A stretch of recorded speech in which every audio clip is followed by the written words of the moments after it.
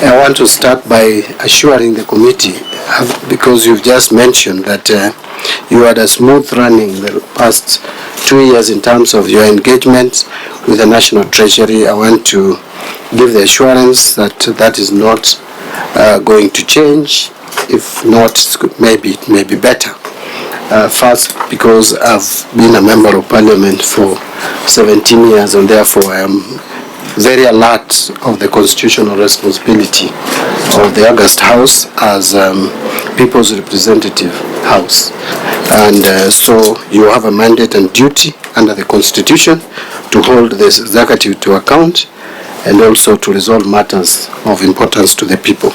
Having said that, I got an invite to appear before the Senate Committee on Finance and Budget to give views regarding the Division of Revenue Amendment Bill 2024.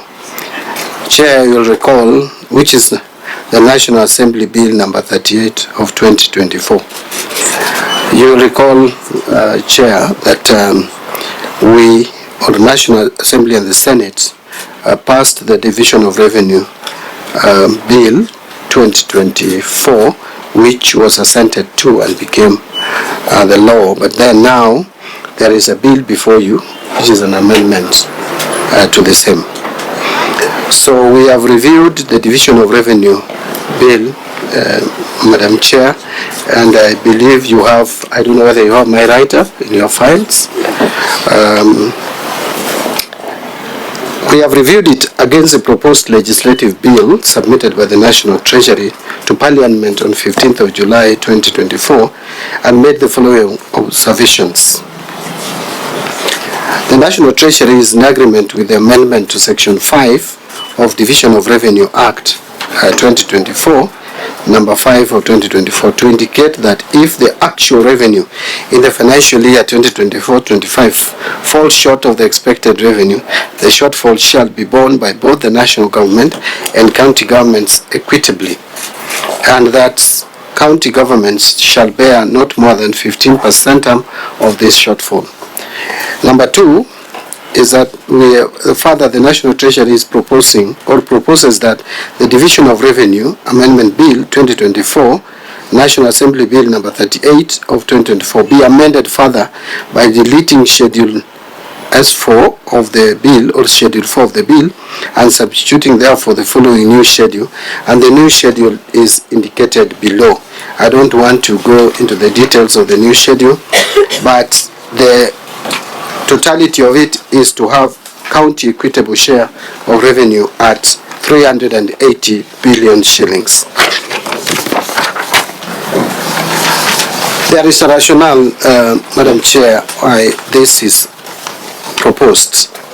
The Division of Revenue Amendment Bill 2024 proposes to allocate county government's equitable share, as I've just indicated, of 380 billion from the shareable revenue raised nationally, reflecting a reduction of 20.117 billion from an early allocation of 400.117 billion, which was initially allocated in the Division of Revenue Act 2024. This was occasioned by the fact that the projected revenue raised nationally for the financial year 2024-25 dropped significantly by 346 billion. And when I talk of dropping, it's estimates. These are projections from the earlier projected revenue collection of 2,948,000,000.12 to the current 2,602.12 billion due to the revised revenue raising measures, which I may elaborate to later once I'm done with with this written submission. Madam Chair, this drop was initially is at about 11.7%. That's a projected drop. However, the National Treasury has made further fiscal adjustment that have reduced the shortfall from 346 billion to now the current 316.72 billion. The revised ordinary revenue for financial year 2024-25 is therefore projected at 2,631,000,000,042. Actually, this is now the figure we need to work with. The projected ordinary revenue for this fiscal or financial year will be 2,631,000,042. Note that this happened during the finalization of the Supplementary Budget Estimate 1 for financial year 2024-2025, which was after the submission of the Division of Revenue Amendment Bill 2024. In the revised fiscal framework for financial year 2024-25, Equalization Fund has an allocation of 8 billion, out of which 7.85 billion is allocation for the current financial year 2024-2025, and the remaining 146.7 million will go towards payment of arrears as indicated in the proposed new schedule 4. So the arrears we intend to pay the arrears under Equalization Fund in bits. In order to bridge the financing gap of 316.72 billion, as well as enable the national government to provide resources towards critical expenditure areas, it is proposed that 2.243 trillion is allocated to the national government, while 380 billion is allocated to county governments. This translates to 93.64% of the shortfall being borne by the national government, while counties bear 6.35% of the shortfall, that is the 296 billion against 20 billion respectively.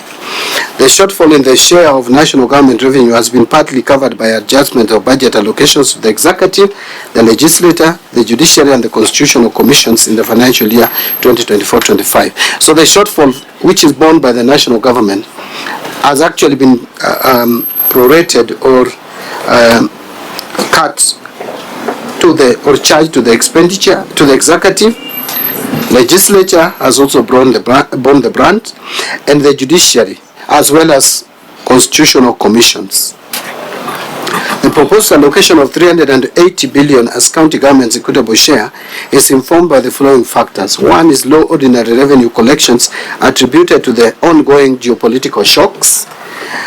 Two, increased expenditures for national government for purposes of debt servicing. Three, national government continues to solely bear shortfalls in revenue in any given financial year, thus pushing up borrowing and therefore debt stock. Four, financing constraints due to limited access to finance in the domestic and international financial markets. And then five, financing of mandatory expenditures under Article 203(1) of the Constitution, which is summarized in the table below. And the table is basically the national interests. We have there the public debts, the pensions and constitutional service and others. This table has been slightly adjusted. Maybe I'll give the correct or the updated figures. Other national obligations, we have emergencies, Equalization Fund, and then we have the balance there, which then a huge part of it goes to the county governments. So in terms of justifying our action, I would start by saying that it should be noted that the projected ordinary revenue for the financial year 2024-25 of 2,631 billion is based on the baseline of 2,290 billion, which we collected in the 2023-24 financial year, which was below our target by 172 billion by end of June 2024. So we under-collected in 2023-24 financial year by 172 billion. So the baseline is 2.29 trillion, and then now we project to collect 2.631 trillion. In the past, this shortfall has been borne by the national government, and therefore the 459 billion, which is indicated as a balance that remains for national government in 2024-25, may not be tenable. Due to withdrawal of the Finance Bill of 2024, there are critical and national interests that are unfunded. These include employment of junior secondary school teachers, and Madam Chair, I will be clear here that Yes, we have provided for JSS teachers, but from January because of insufficient funds. That is number one. So the money that we have to take care of employment on permanent terms for JSS teachers is going to be available from January 1st. Posting, of course, posting of medical interns to support health service delivery. Those are very critical, unfunded activities, and implementation of universal health coverage, and meeting continental obligation to construct the 5 stadia for hosting Africa Camp of Nations. The government's committed to implement a fiscal consolidation plan targeting to reduce the fiscal deficit from 5.8 in the financial year 23-24 to 4.3 of the GDP in the current financial year. This is designed to slow down public debt accumulation. Number 4, trends in the performance of revenue was taken into consideration in determining the 20 billion that we propose to reduce the equitable share going to the counties with, taking into account the revised revenue raising measures. And finally, the revised allocation for 380 billion proposed for this financial year is only 1% less than the 385 billion allocated in the financial year 2023-24. We conclude that this allocation is consistent with the constitutional provision of Article 203(1) that envisages stable and predictable allocation of revenues to county governments. As a matter of fact, Madam Chair, if you work out the percentage of this proposed county equitable share of revenue of 380 against the last audited revenue, it is 24.2%. But if you compare it to the revenue that we collected last year, even if you don't, you get the latest revenue collection, it is still 16.6%. So it is still within the constitutional threshold. But Madam Speaker, Madam Chair, that is insofar as this submission is concerned. I want to just mention a couple of things. Maybe it will take me 2 or 3 minutes so that we see where we are. You know, Madam Chair, and together with the honorable senators, there is a risk in our macroeconomic stability. As a country, we must be alive to it, and we must just accept facts are there and live within our means. I say so because I would want us to look at this projected revenue, which is actually a projection. And as we speak, the last 2 months, we have failed to collect what we should have collected by 18 billion, 18.5. So the 2 months under collection is already 18.5. Meaning that on average, if the trend continues, on average we are failing to collect not less than 9 billion what we should collect. And so with that figure in mind, if it obtains for 12 months, then we will under collect this 2.6 trillion by not less than 108 billion. But be that as it may, our projected revenue is 2,631,000,000 ordinary revenue. But look at this. Interest on domestic debts alone, that is debt servicing costs, is 750 billion. That will be paid. The interest on external borrowing or external debts is 260 billion. That must be paid. So that gives you a total of 1,010 billion. Then we have other CFS expenditures. The pensions, the payments to constitutional office holders is 190.4 billion. That total comes to 1.2 trillion. So if you subtract that from the projected revenue of 2.631 trillion, you are left with only 1.431 trillion. And our salary, our wage bill for the national government, every month we spend 75. That's the payroll, 75 billion. 12 months will give us 900 billion. So it means, therefore, that if you remove that from what we were left with, you would be left with only 531 billion shillings. And if we transfer 380 billion, the adjusted figure, to the counties, then we are left with 151 billion. Here, Honorable Chair and members, the senators. You have not taken into consideration the recurrent expenditure for the national government. You have not taken into consideration the CDF allocation, which is now 68 billion shillings. And you have not taken care of the other small ones like the National Government Affirmative Action Fund. So it means, in a nutshell, as a country and for a long time now, we have been borrowing to finance recurrent expenditure, which is first unconstitutional, and two, I think it's even immoral as a country to borrow money to support recurrent expenditure. And therefore, that is why I insist that we must reduce our expenditure. And so, our stability as a country, our macroeconomic stability, is affected largely by interest rates, which is pushing our debt upwards. It's also the stability of our currency.